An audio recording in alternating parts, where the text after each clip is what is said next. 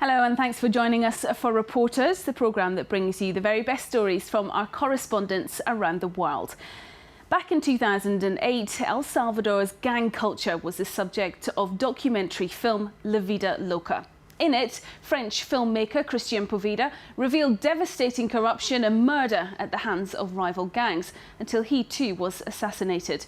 Today, the gangs, the Mara 18 and their long-time enemy, the Salvatrucha, have become more organised and focused, terrorising the nation's 7 million inhabitants. In 2010, the two groups were responsible for more than 3,800 murders, showing that not only do they have more money and more weapons, but new methods and power too.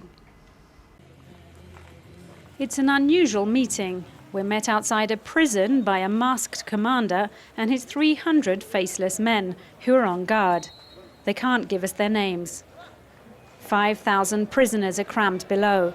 Most belong to El Salvador's dangerous gangs, the Maras. With our surname or first name, a criminal could easily identify us and then try to kill us. The army has been called in to help guard El Salvador's prisons. Although security is tight outside, authorities are unable to keep control within their walls. Riots and murders are common. The heads of the Maras continue to rule from their jail cells, and they have a direct line of supplies. From the outside, they receive mainly drugs, telephones and SIM cards. From the prison, mainly written messages travel out, with orders for the gangs. Inside this small box delivered by a visitor, a double bottom hid a cell phone, a coveted tool for leaders behind bars. The Maras have numerous ways to pass on messages. That's a bouquet of paper flowers. But some pieces of paper contain messages. This tissue, which looks just like a drawing, contained the order to kill an enemy. You see, there's the symbol of the Mara Salvatrucha. The two main rival Maras, the Salvatrucha and the 18, usually sign the messages. They also need to keep in touch to manage vast extortion networks. On this one, they ask for deliveries of telephones and drugs. Sometimes they give information for extortion, like phone numbers or bank accounts, to receive the money from racketeering. The scribbled notes reveal an alarming trend, as they show greater organisation among the Maras, who are earning more money than ever. These teens have just been arrested. Police present them to the media at the station. They appear to be petty criminals parading before the cameras, but they actually work as hitmen for a Mara. These 24 individuals of the Mara 18 took part in 12 different murders, according to our reports. Killing is chillingly normal for these teenagers. What did you do in the Mara? Business as usual. What do you mean? Well, you have to get rid of your enemies, otherwise they'll kill you. Gang members dress discreetly these days so they can carry out crimes without attracting attention. They look nothing like the gangsters with tattooed skulls filmed by French documentary maker Christian Poveda in 2008, before the same criminals killed him. They put their membership of the Mara on display. Now it's all hidden under clothes. We don't like tattooing our faces now. Why? Because we can't do it anymore. Is it dangerous? Yes, we can't go out where we want to. It's increasingly difficult for the police to identify the criminals. They've practically eliminated all visible signs identifying them as gang members. But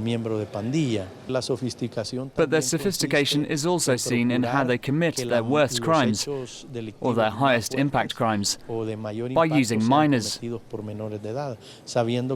know that applying the law against minors is very complicated in our country. There were almost 4,000 murders in 2010.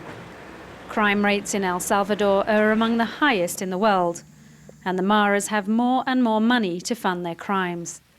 Police found $13 million hidden inside barrels last September. The loot apparently belonged to a Mara. The discovery caused a scandal, raising questions of how they could make so much money. San Salvador's central market is a maze of streets swarming with activity. Maras extort every seller. Those who dare to complain risk their lives. Are you armed? Heavily armed police patrol here every day. But it's not easy to help people amid a law of silence. Commissioner Perez knows it will be difficult to remove their fears. When a Mara approaches, it tells them, "We'll make you pay." Sometimes they link it to another crime, someone who was killed, for instance. He puts pressure on them, saying, "We've already killed your friend, now it's going to be your turn." And he shows them a firearm or a tattoo.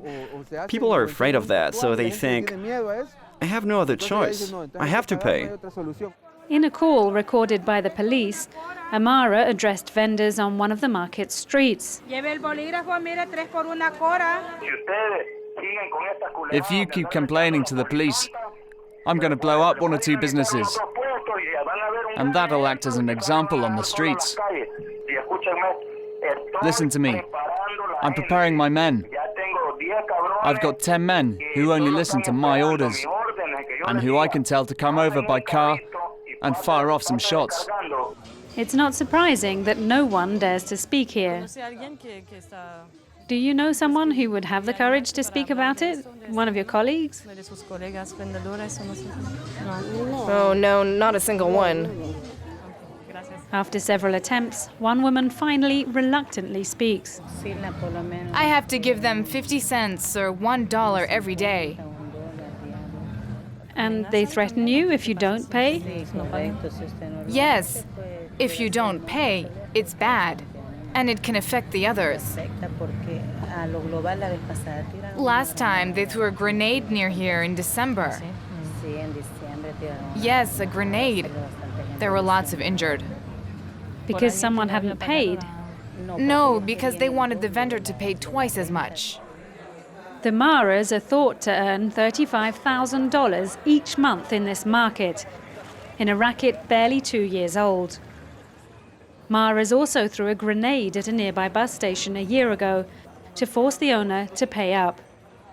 El Salvador's main mode of transport, buses now serve to launder extortion money. The Maras who made money through extortion bought a bus and started a small business. That's how they make money. That's how many jailed Maras make a living for themselves and for their families. It's difficult to stop because it takes place so discreetly. A bold bus employee managed to film extortion taking place at a bus station and gave the video to police. The victim approaches the criminal. A handful of notes exchanges hands, while not a word is spoken. The Maras even send a child to pick up an envelope in this video. It's an endless nightmare that Vicente has to deal with. As director of a small bus company, he's held by the throat by the two main Maras. Each week he has to pay $170 to the Salvatrucha and $70 to the Mara 18, as well as other services. As well as money, I have to give them $25 in credit for cell phones, clothes, shoes, coffins too for dead Maras. And then they started asking for me to pay prostitutes and take them in front of prisons.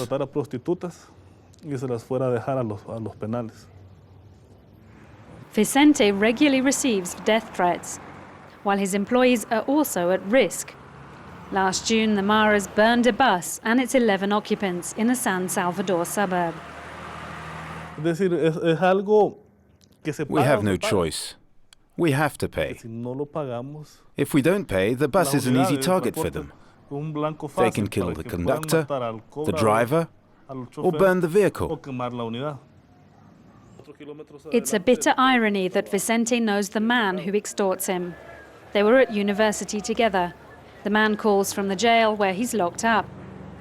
As they become more sophisticated and organized, the Maras are climbing up the ranks of organized crime, and the Salvadoran state is using all its resources against them. And as their income grows, they could head into high-level corruption, following in the footsteps of Mexico's powerful drug gangs.